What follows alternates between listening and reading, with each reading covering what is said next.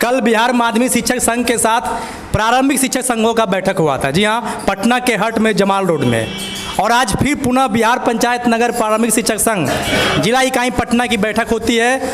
और इस बैठक से साबित होता है कि पटना जिला में भी शिक्षकों का उबाल अब वर्तमान सरकार के खिलाफ देखने को मिल रहा है। लेकिन वर्तमान सरकार यानी महागठबंधन सरकार से ही इन शिक्षकों की उम्मीदें भी है। आज के बैठक के संदर्भ में हम जानना चाहेंगे बिहार पंचायत नगर प्रारंभिक शिक्षक संघ के जिला अध्यक्ष वीरेंद्र कुमार यादव जी के तरफ से कि क्या कुछ इस बैठक में हुआ।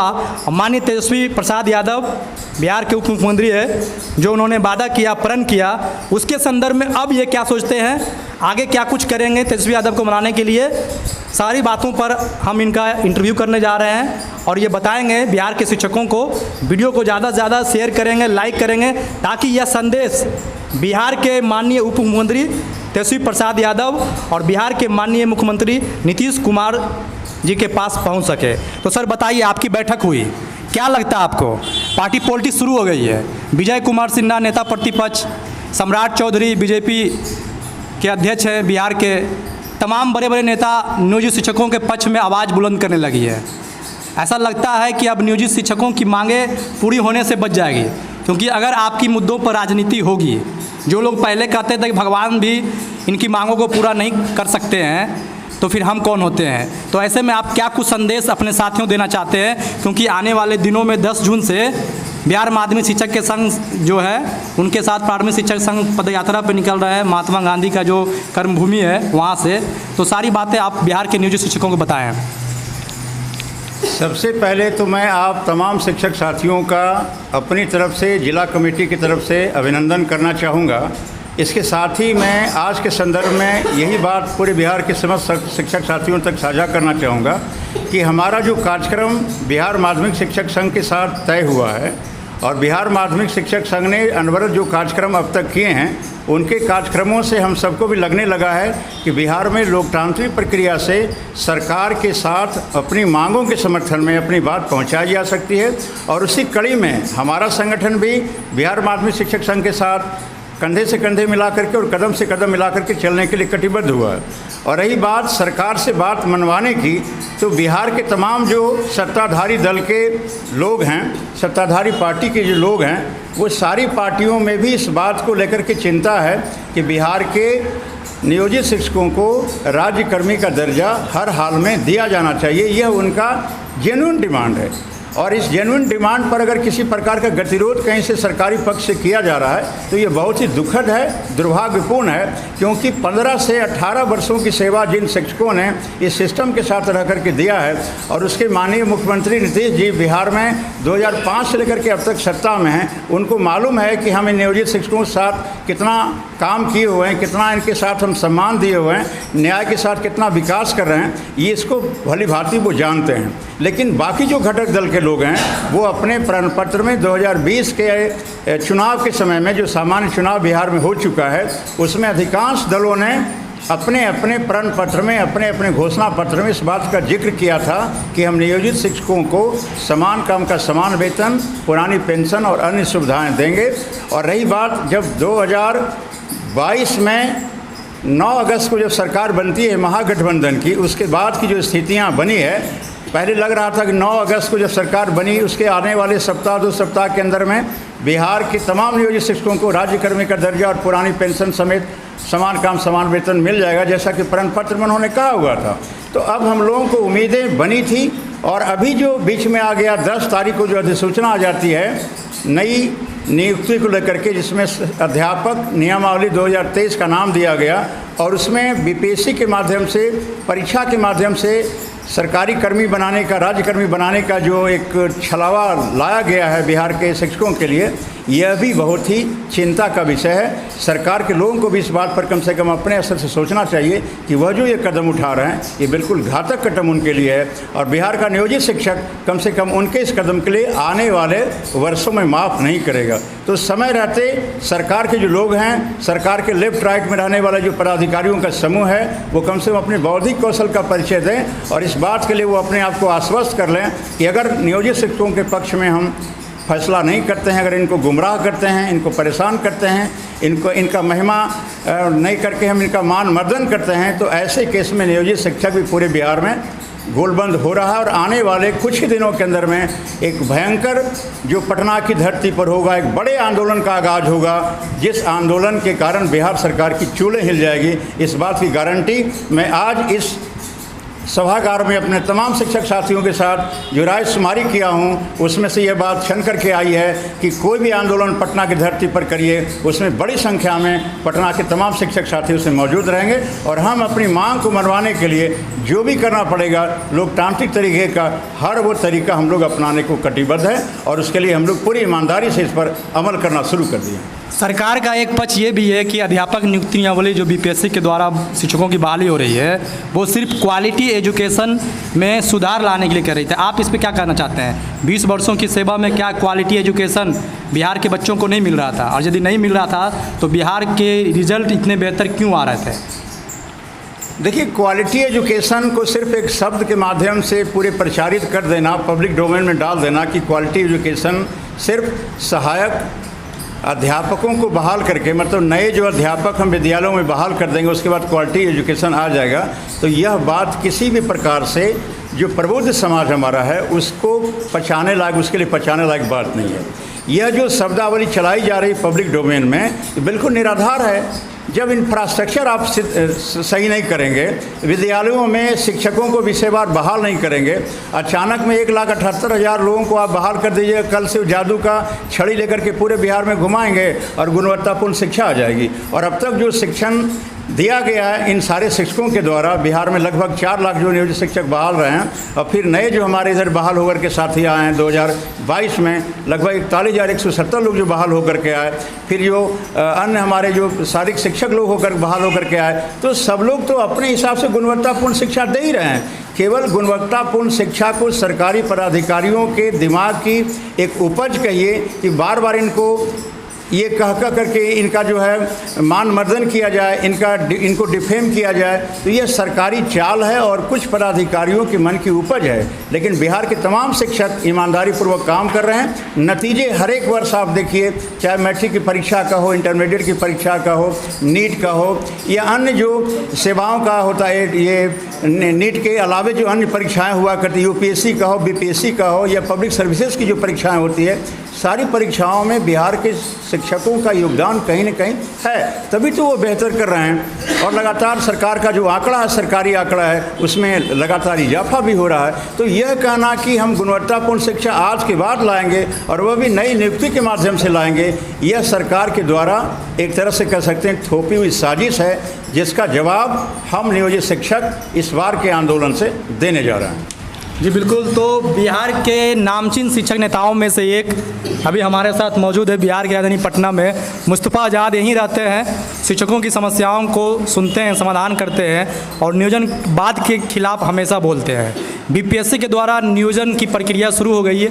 कैसे शुरू हो गई है ये मुस्तफ़ा आज़ाद जी बताएंगे कि बीपीएससी के द्वारा नियोजन की जा रही है अब, क्योंकि जो वेतनमान दिया जा रहा है वो तो कोई सरकारी स्लैब का वेतनमान है नहीं, जहाँ तक मुझे जानकारी है और जहाँ तक आप इस पर बताएंगे कि 25,000, 28,000, 31,000, 32,000, ये तो पे स्केल का कोई पे बैंड जो पूर्व में है या 7th पे में है, जो भी है उसमें से तो कहीं है नहीं।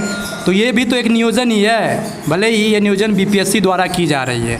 जो आयोग ऑफिसर की बहाली करती थी, सीओ, बीडीओ, डीएसपी, इन लोगों की बहाली करती थी, अब जो है ये अपनी ही गरिमा को गिरा रही कहीं ना कहीं।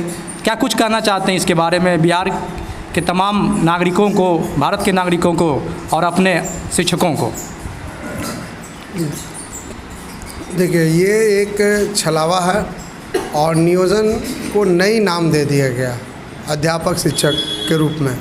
अगर आप इसको देखें, सरकार की अगर मंशा सही होती तो अगर इनको लेना ही था तो फुल स्केल पर लेती, जो कि पूर्व में निर्धारित है, 9300 का स्केल है, उस पर नहीं लिया गया।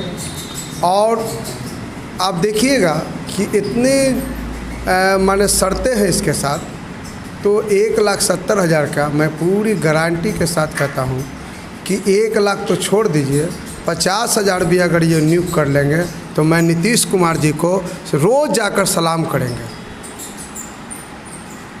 अगर ये 50,000 बहाल कर देंगे तो ये सिर्फ शिक्षा विभाग को और बिहार के उन नौजवानों को बुड़बक बनाना है जो इनकी समझ से पड़े हैं। एक तरफ तो कहते हैं गुणवत्ता, मैं इनसे पूछना चाहता हूँ कि क्वालिटी एजुकेशन है क्या? कौन सा एजुकेशन की आप बात करते हैं? अगर आपको मेरे साथ चले, स्कूलों में पानी का व्यवस्था नहीं है, शौचालय का व्यवस्था नहीं है, कंप्यूटर का व्यवस्था नहीं है, हाई स्कूल में लैब नहीं है, क्या वो घोल के पिला देगा? इसलिए ये सब सिर्फ नीतीश कुमार जी का सोचा समझा साजिश है और चुनावी आइटम बम है, फोड़ दिए। ये पूरे चुनाव लड़ेंगे, लेकिन ये सबसे कुछ होने जाने वाला नहीं है। अगर रियली में बिहार सरकार, भारत सरकार गरीब को, बच्चा को पढ़ाना चाहता है तो समान शिक्षा प्रणाली लागू कर कर देखो। है हिम्मत कोई सरकार को तो कर कर देखे, खुद ब खुद IAS का बेटा हो या चपरासी का बेटा हो या मजदूर का बेटा हो, एक बेंच पर बैठा कर देखे, स्वयं हो जाएगा। तो आप तो ऐसा करिएगा नहीं। गरीब के बच्चा के लिए आप भोजन तो दे सकते हैं, साल में वो कपड़ा तो दे सकते हैं, लेकिन शिक्षा नहीं दे सकते। उसको सिर्फ साक्षर बाजार बनाने का नीति है सरकारों की, कोई भी सरकार हो। नीतीश जी को मैं नहीं बात करता, पूरे भारतवर्ष में यही काम है कि गरीबों को साक्षर बनाओ, शिक्षित मत बनाओ। उसके भोजन दो, उसको साइकिल दो, कुछ पैसा दो, लेकिन शिक्षा मत दो। अगर जिस सरकार में हिम्मत है, ये आज़ादी का 75 वर्ष के उपलब्ध में आदरणीय प्रधानमंत्री जी अगर चाहते हैं कि एक क्वालिटी का एजुकेशन हो, तो वो राजा का बेटा हो या गरीब का बेटा हो, एक ड्रेस में एक बेंच पर बैठे, समान शिक्षा प्रणाली लागू हो, निश्चित तौर पर क्वालिटी एजुकेशन खुद ब खुद आ जाएगा। भारत में बच्चों को पहले से ही असमान शिक्षा मिलते रही है, कोई प्राइवेट स्कूल, कोई सरकारी स्कूल में। लेकिन अब जो बिहार में होगी, पहले से ही शिक्षकों में समानता तो थी नहीं, असमानता पहले से थी। अब उस कैटेगरी में एक और टीचर जुड़ जाएंगे और वो होंगे BPSC द्वारा बहाल शिक्षक। तो आपने कहा कि विद्यालयों में पानी की व्यवस्था नहीं है, बैठने की व्यवस्था नहीं है, जो मूलभूत सुविधाएं हैं उसकी व्यवस्था नहीं है। तो BPSC वाले टीचर भी तो वहीं आ रहे हैं, और यदि आ रहे हैं तो उसी व्यवस्था में वो पढ़ाएंगे। तो फिर ऐसे में सरकार यह बात क्यों नहीं समझ रही है कि हम स्कूल में डेमोक्रेसी को ख़त्म कर रहे हैं? एक ही चीज़ को करने के लिए अलग अलग मुखौटा स्कूल में ला रहे हैं, जो पूरी तरह से असमानता को कायम करना चाह रही है बिहार में, और कायम हो जाएगी, क्योंकि 15 जून से BPSC बहाली का जो प्रक्रिया है आवेदन का, वो शुरू है। तो फिर क्या कहना चाहते हैं आप?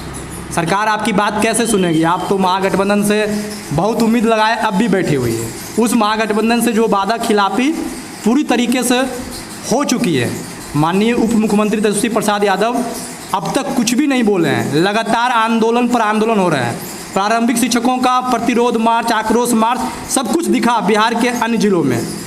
बिहार के राजधानी पटना में भी दिखा माध्यमिक शिक्षक संघ का। फिर भी आपके उप मुख्यमंत्री, युवा उप मुख्यमंत्री, जो आने वाले दिनों में मुख्यमंत्री बनेंगे, तो उनको क्या लगता है शिक्षकों से उन्हें डर नहीं है, राष्ट्र निर्माता से उन्हें डर नहीं है? और यदि डर नहीं है तो आप उनमें डर कैसे लाएंगे? लोकतांत्रिक तरीके से, संवैधानिक तरीके से? आप इस पर बताएं अपने बिहार के शिक्षकों को। देखिए, भारत का इतिहास हो या बिहार का इतिहास हो, अगर थोड़ा हम पीछे जाएंगे, आज़ादी के बाद भी एडोप्ट ही शिक्षक हुआ करते थे। 62 के बाद जब इसकी पहल हुई कि भाई हमको दान नहीं करना है और हमको जिला परिषद या जो भी माध्यम से, इकाई के माध्यम से होते थे, उसको जो सरकारें बनी और शिक्षकों ने जब आंदोलन किया तो उनको सरकारीकरण हुआ। तो आंदोलन के बाद जब सरकारीकरण हुआ, सरकारीकरण होने के बाद फिर नई व्यवस्था में जो आई सरकारें, फिर वही व्यवस्था को ला दी। तो सरकार तो काम ही उसको लाना, लेकिन हम शिक्षक जो हैं कभी किसी पार्टी का कभी किसी विधायक का, कभी किसी मंत्री का, या सत्ता हो या विपक्ष हो, हम उसके रहमो करम पे न कभी थे, न हैं, न रहेंगे। हम भी अपनी आंदोलन तेज करेंगे, हम भी अपनी आवाज़ को जनता तक ले जाएंगे, वोट से के माध्यम से हो या जिस माध्यम से हो, उसके सरकार को कानों तक जरूर पहुंचाएंगे। और मुझे उम्मीद ही नहीं, पूरे विश्वास है कि बिहार से आज ना तो कल नियोजन समाप्त होगा और निश्चित समाप्त होगा।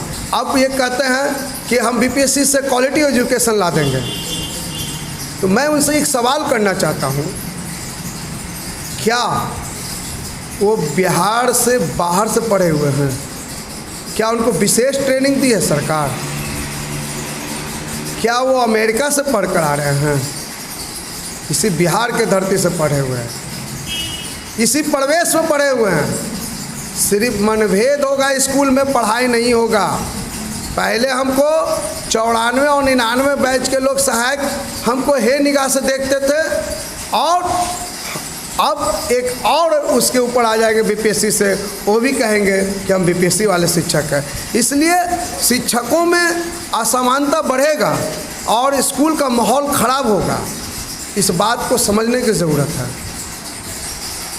अंग्रेजी का एक कहावत है, practice makes a man perfect. और नियोजित शिक्षकों का पढ़ाने का जो प्रैक्टिस रहा है, लगभग 20 सालों से 2003 से ही नियोजित शिक्षक पढ़ा रहे हैं और बेहतर रिजल्ट दे रहे हैं। ऐसे में सरकार नियोजित शिक्षकों के अनुभवों को बारे में बिल्कुल नहीं सोचना और उन्हें नई नियुक्ति के हवाले कर देना सिर्फ राजकर्मी बनाने के लिए, यह सरकार का आत्मघातिक कदम है। चुनाव में उन्हें इनका सामना करना पड़ेगा और हो सके तो माननीय उप मुख्यमंत्री तेजस्वी प्रसाद यादव को मुख्यमंत्री बनने का सपना हमेशा के लिए अधूरा रह जाएगा, क्योंकि यह चाणक्यों की फौज है, नीति रणनीति निर्धारण करने वाले महाअनुभवों का फौज है। ऐसे में अगर सरकार चाहती है कि बिहार में गुणवत्तापूर्ण शिक्षा स्थापित हो, तो नियोजित शिक्षकों की मांगों को तर्कयुक्त बातों के आधार पर मानना चाहिए और अविलंब माननी चाहिए, क्योंकि शिक्षक विद्यालय में पढ़ाने के बजाय सड़कों पर आंदोलन करते दिख रहे हैं। इसी के साथ वीडियो की समाप्ति करते हैं। बहुत बहुत धन्यवाद। नमस्कार।